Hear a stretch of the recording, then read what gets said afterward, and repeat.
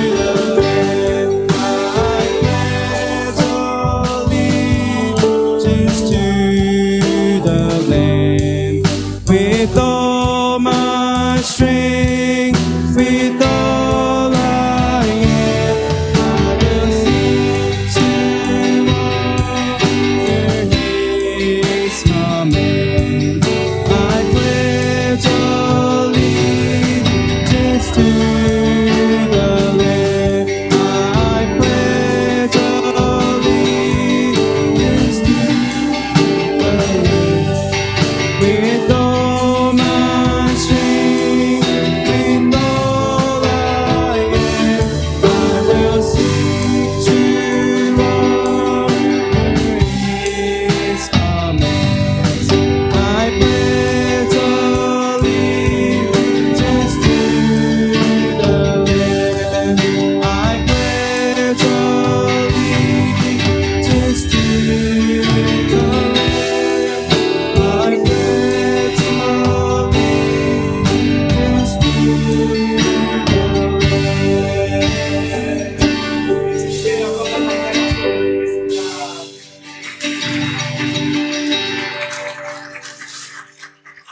아멘, 아멘. 하나님께 영광입니다. 우리 특성을 준비하시면서 특성을 한 3주 전부터 준비하셨는데 처음에는 한 가정으로 시작했다가 그 다음 주에는 다른 인원이 추가됐다고 한 주 미루시고 그 다음 주에는 또 이제 악기들이 들어오고 여러 가정들이 모여서 함께 이렇게 특성을 해주셨는데 우리 집사님 가만히 보시니까 이렇게 모이게 하는 힘이 있으시네요. 그리고 그 찬양을 통해서 하나님이 오늘 이 예배 가운데 영광 받으신 줄 믿습니다. 아멘, 아멘.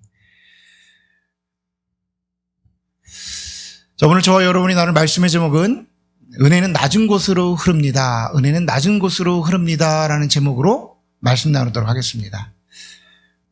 잠깐 아이들 이동할 동안 은혜는 낮은 곳으로 흐릅니다. 은혜는 낮은 곳으로 흐릅니다. 신앙생활을 하다 보면 우리 신앙인들의 입에 나도 알지 못하게 붙는 단어들이 여러 개가 있는데요. 그 중에 한 가지가 은혜라는 단어를 뺄 수 없을 것 같습니다. 나도 모르게 은혜가 입에 붙은 것이요. 사실 이 은혜라는 단어는 우리에게 조금 친숙한 단어입니다. 제가 학교 다닐 때는 그 반 안에 은혜라는 학생은 꼭 한 명은 있었어요. 그 반에 은혜는 꼭 있습니다. 혹여 그 반에 은혜가 없으면 교회에는 분명히 은혜가 있습니다. 어느 교회를 가든 은혜는 존재하게 돼 있어요. 근데 만약에 그 은혜가 한 명이 아니라 두 명이 있다. 그럼 그 교회는요, 은혜가 풍성한 교회예요. 저희 교회는 두 명의 은혜의 집사님이 계십니다. 그리고 저희 교회는 성경이라는 이름을 가진 집사님이 또 두 명이 계세요. 그러니까 저희 교회는 은혜와 말씀이 충만한 교회입니다. 아멘? 아멘. 그래요. 그렇게 은혜라는 단어는 우리에게 조금 더 친숙하고 익숙한 단어인 것 같습니다. 이 세상을 살아가면서 그 친숙한 단어가 한 살, 두 살, 또 한 해, 두 해, 또 여러 가지 일들을 겪다 보면 내 삶 속에서 조금 더 큰 의미를 가질 때가 있는 것 같아요. 젊은 날에는 힘도 있고 능력도 있어서 그 모든 것들을 내가 다 할 수 있을 것 같고 사실 실제 그렇기도 합니다. 그런데 인생을 살아보고 나니까 또 한 해 한 해 시간이 지나서 보니까 내가 할 수 있는 일로 이 일이 온 것이 아니라 나는 연약하고 부족한데 그 부족함 가운데 나를 인도하는 힘이 있었다라는 고백을 하게 돼요. 그래서 어느 시점에 그 모든 것이 내가 누리고 있는 이 모든 것이 다 하나님의 은혜입니다라는 고백을 하게 되더라는 겁니다. 결국 인생을 살아가면서 보니까 점점 내가 할 수 있는 일과 내가 못하는 일이 선명해지는데 인생이 내가 잘하는 일만 하고 살면 참 좋은데 못하는 일들이 너무 많아요. 그러니까 저와 여러분이 허술하고 부족하고 연약한데 지금 나에게 주어진 모든 것들을 바라보니 이 모든 게 하나님의 은혜가 아니고는 도저히 말할 수 없습니다라고 고백을 하게 된다라는 겁니다. 여러분들은 은혜 경험해 보셨습니까? 은혜를 경험해 보셨습니까? 우리가 설교를 통해서 목사님 이번 설교에 은혜 받았습니다라는 고백도 하지만 실제 우리가 이 은혜라는 단어를 쓸 때는 내가 도무지 할 수 없는 일, 헤쳐나갈 수 없는 일, 때로는 그게 금전적인 문제일 때도 있고요. 관계적인 문제일 때도 있습니다. 또 생명에 대한 건강에 대한 문제일 때도 있습니다.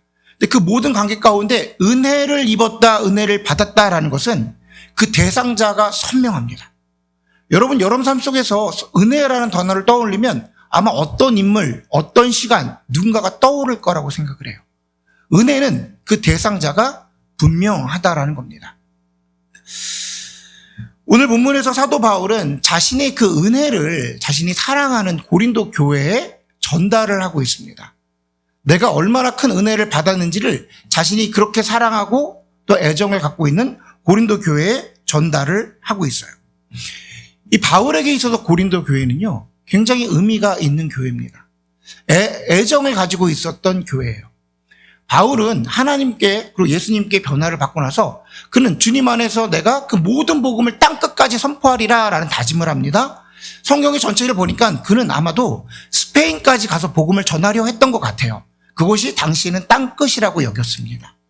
그래서 고린도 교회를 개척하고 여기서 열심히 해서 그 힘을 얻어서 로마에 가서 복음을 선포하고 그 힘을 얻어 땅끝까지 나아가야겠다라고 마음을 먹은 겁니다. 그래서 고린도 교회를 개척하면서 자신이 할 수 있는 최선의 것을 다해요. 요즘 표현으로, 젊은이들 표현으로 몸을 갈아 넣으면서 그냥 목회를 하는 겁니다. 고린도 교회에 1년 반 정도가 있는데 그렇게 열심히 해서인지 하나님께서 열매를 맺게 하시는데요. 그 안에서 많은 사람들이 모여듭니다. 특별히 성령의 은사가 그 교회 가운데 임하게 되고요. 많은 사람들이 믿음으로 성장해 나가는데 특별히 고린도 지역은요, 항구 도시여서 물질이 풍부했어요. 많은 사람들과 함께 교회를 튼실하게 만드시는 거예요. 이제 그 힘으로 많은 일들을 감당할 수 있다 생각했는지 1년 반이 지나서 바울은 이제 다른 곳에 가서 주님의 일을 더 해야겠다라고 마음을 먹습니다. 그리고 고린도 교회를 떠나요. 1년 반 정도 지났는데 소식이 들려옵니다. 고린도 교회가 예전 같지 않다라는 거예요. 아니, 사실은 더 나아가서 그들이 타락하고 무너지기 직전이고 그 안에 분쟁과 어려움이 있다는 거예요. 당시 고린도 교회는요, 최고의 교회였습니다. 성경의 표현으로는 그만한 은사를 받지 않은 교회가 없을 정도로 아주 놀라운 교회였는데 1년 반이 지나고 나서, 얼마 지나고 나서 고린도 교회가 흔들린다는 얘기를 드린 거예요. 그래서 바울이 그들에게 편지를 써주는 것이 고린도전서입니다. 특별히 바울은 전체 16장 가운데 예수 그리스도의 복음으로 우리를 바라보자라는 관점으로 이야기를 해요. 어려운 일들이 있을 때 우리가 예수 그리스도의 복음으로 다시금 우리를 바라보자 얘기를 하면서 15장에 자기의 모습을 잠깐 등장을 시킵니다. 우리 이런 관점으로 다시 오늘 본문 9절과 10절을 한번 읽어보도록 하겠습니다. 시작.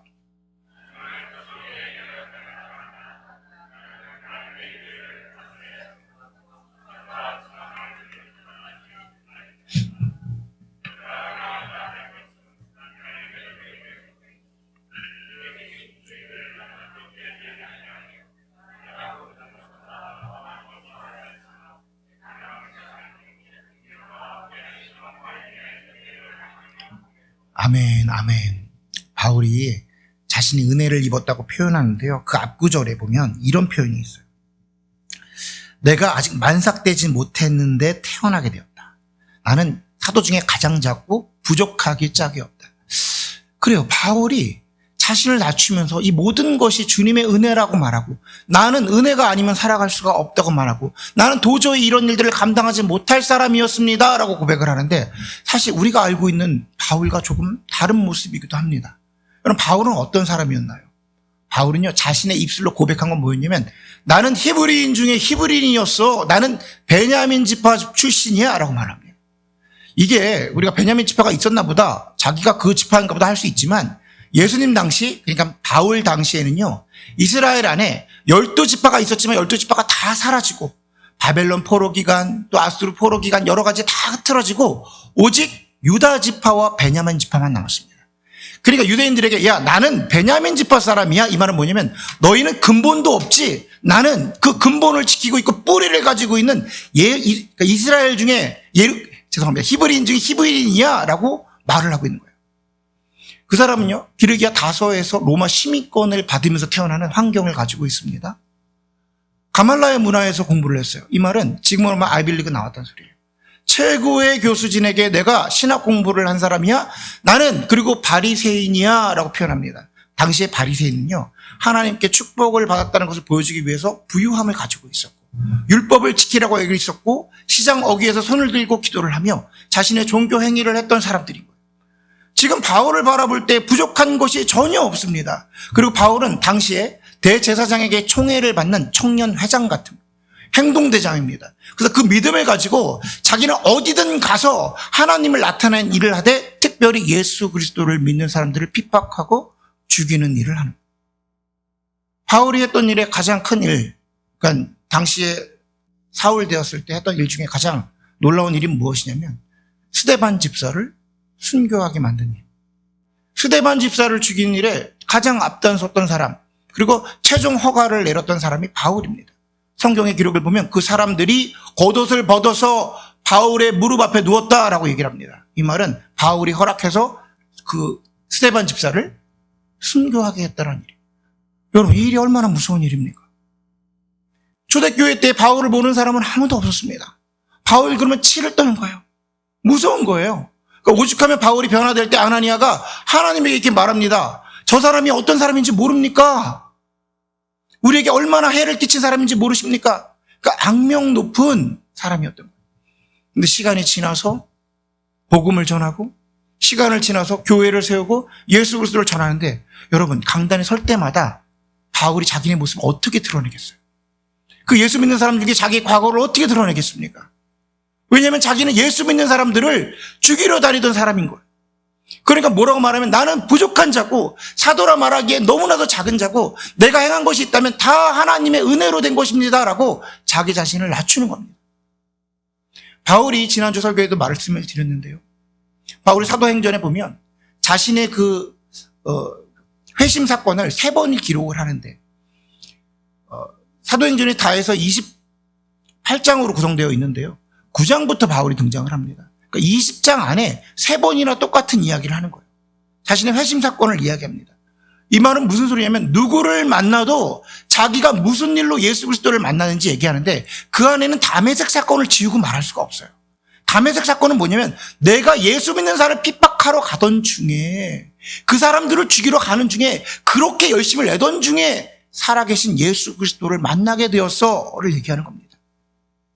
그러니 내가 복음 전하는데 나의 능력으로 하는 것이 아니고 내가 어떻게 그 일들을 감당하겠으며 나의 이름으로 어떻게 하나님의 영광을 드러내겠어? 라고 표현하는 겁니다. 그러나 지금 이 자리에 나된 것은 다 하나님의 은혜입니다 라고 고백을 하고 있는 거예요. 본인이 하나님을 경험하고 살아계신 예수 그리스도의 부활을 체험하고 나서 그 은혜를 도저히 감당하지 못해 사람들에게 자신을 고백하고 있는 겁니다. 여러분, 신앙인으로서 이 땅을 살아가면서 우리가 은혜를 경험하는 원리 중에 하나는 무엇이냐면요, 주님께서 나에게 행하신 일들을 잊지 않는 거예요. 그리고 내가 주님 안에서 나의 모습을 되돌아보는 거예요. 여러분, 우리가 어떤 사람입니까? 사실 이 자리에 앉아서 우리가 예배를 하지만 예배하기에 감당할 수 있는 사람인가요?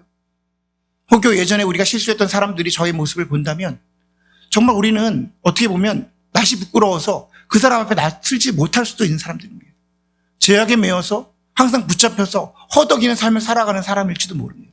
그런데 이 자리에서 우리가 예배할 수 있는 것은, 그리고 지금 우리 모든 환경 가운데 나된 것은 다 주님의 은혜이기 때문에 이 자리에 있을 수 있는 것입니다. 그래서 주님 안에서 내 자신을 계속해서 낮추는 사람은요, 주님의 은혜가 더욱더 풍성하게 경험되어진다라는 거예요. 자, 우리가 은혜를 경험하기 위해서는요, 우리가 갖고 있는 원리가 있습니다. 먼저 이해해야 될 것은 창조의 원리를 이해하셔야 돼요. 하나님의 창조의 원리. 하나님께서는 하늘에 날아가는 새를 보시면서 너무나도 기쁘신 거예요. 하나님이 창조하셨단 말이죠. 근데 무엇 때문에 기쁘시냐면 새가 날개짓을 하며 날아가는 걸 보면서 기뻐하십니다. 하나님이 새를 창조하신 이유는 날아가라고 만드신 거예요. 그러니까 분명 새들이 하늘 막 날아가면 하나님은 참 보기에 좋구나, 내 마음에 들구나 합니다. 호랑이가 들판을 막 뛰어다닙니다. 열심히 뛰면서 사냥도 합니다. 그 모습이 우리에게 어떻게 보이는지 모르지만 하나님 보시기에는 참 호랑이스러운 거예요. 왜냐하면 그렇게 창조를 하신 겁니다. 하나님이 사람을 창조하시고 우리를 바라보시면서 무엇을 원하실까요? 하나님이 원하시는 것은요, 사람이 사람 되기를 원하십니다. 하나님이 창조한 대로 사람이 사람 되기를 원하시는데 창세기의 기록을 보니까 하나님께서 사람을 흙으로 빚으셨대요. 우리가 문자 그대로 우리가 성경을 받아들여야 됩니다. 하나님이 우리를 빚으신 거예요. 흙으로 빚으시는데 귀를 만드십니다. 왜 귀를 만드셨을까요? 내 말을 들으라는 거예요. 내가 너에게 얘기하겠다는 겁니다. 하나님이 눈을 빚으십니다. 왜 빚을까요? 내가 창조한 이 모든 것을 보면서 그리고 나를 바라보라는 겁니다. 하나님은 그거예요. 하나님 입을 빚으십니다. 입을 만드셨어요. 왜요? 그 입술을 열어서 주님을 찬양하라는 거예요. 주님을 고백하라는 겁니다. 하나님이 코를 만드십니다. 그 코를 만드시면서 내가 너에게 성령으로 숨을 쉴 테니, 부어줄 테니, 생기를 넣을 테니 주님 안에서 성령으로 살아가라라는 거예요. 하나님이 우리를 바라보시면서 사람이 사람 되기를 원하시는데 그 모습은 우리가 소율이 문답에서 말한 것처럼 우리 삶 속에서 하나님의 영광을 올려드리고 영원토록 그를 즐거워하는 것이다. 입으로 찬양하고 주님을 바라보고 숨으로 성령을 경험하면서 주님 안에서 온전히 주님과 동행하는 거예요. 하나님이 가장 기뻐하시는 건 우리가 어떤 사역을 하고 무엇을 하고 결과를 내고 아니요. 제일 먼저 원하시는 건 사람이 사람 되기를 원하는 거예요. 그런데 사단이 이걸 모를 리가 없어요. 그 사단이 하와에게 갑니다. 그러고 나서 선악과를 얘기하시는 거예요. 저 선악과를 먹으면 죽는다고 하느냐? 그랬더니 하와가 죽을까 하노라 이래요. 그러니까 거기에 하와에게 뭐라고 말하면 저 선악과를 먹으면 선악을 알게 하는 그 열매를 먹으면 너가 하나님과 같이 되리라. 여러분 놀라운 일입니다. 사단이 흔드는 건요. 하나님이 우리를 바라보면서 사람이 사람 되기 원하는데 사단은요 우리에게 하나님 되게 만들어요. 선악을 알게 하는 나물 열매를 먹잖아요. 그럼 우리가 뭐가 되냐면 하나님이 되는 거예요. 세상을 살아가면서 보시면요. 하나님처럼 살아가는 사람들이 있어요. 신앙인 안에서도 교회 안에서도 하나님으로 살아가는 사람들이 있어요. 하나님으로 살아가는 사람의 특징이 뭐냐면 전지전능한 능력을 가지고 있습니다. 하나님이 된 거예요. 그래서 이 사람은요 모르는 게 없어. 그래서 정죄랍니다. 그거 아니야. 그렇게 예수 믿는 거 아니야. 그거 아니라니까. 교회 일 그렇게 하는 거 아니야. 왜냐 이분은요 전지전능 하나님으로 살아가는 거예요. 하나님으로 살아가니까 모르는 게 없습니다. 교회 안에서 그 사람 모르는 거 없어요. 내가 세상 다 알아. 그래서 이렇게 하는 거야 저렇게 하는 거야. 자신의 기준으로 선과 악을 분별해서 그것을 얘기하는데 그게 마음대로 됩니까? 분쟁이 일어나는 거예요. 문제가 나타나는 겁니다. 또 하나의 특징은 뭐냐면요. 사람이 하나님 되는 사람이 사람으로 살아가지 말고 하나님 되는 사람의 특징은 뭐냐면 은혜를 베풀어요. 특이합니다. 은혜는 낮은 곳으로 임해서 은혜를 받아야 되거든요. 사람이 사람 되면 하나님의 은혜를 받습니다. 그래서 낮은 곳에서 하나님이 내게 말씀하신 것에 순종하고 그 말씀대로 살아가려고 하는데 하나님 되는 사람의 특징은 뭐냐면 은혜를 베풀어요. 내가 교회에 얼마나 열심히 했는데 내가 이것을 얼마나 했는데 자기 이름을 나타내고 교회에 은혜를 끼칩니다. 은혜를 베풀어요. 사람들에게. 자기의 이름으로. 자기의 성과악함으로. 이걸 성경은 뭐라고 말하면 교만이라고. 교만. 교만은요 자기의 이름을 높이면 은혜가 임할 수가 없는 거예요. 진정한 은혜를 경험하고자 하시는 사람들은 뭐냐면요. 내가 하나님 앞에서 하나님이 창조한 사람이 사람으로 살아가는 거예요.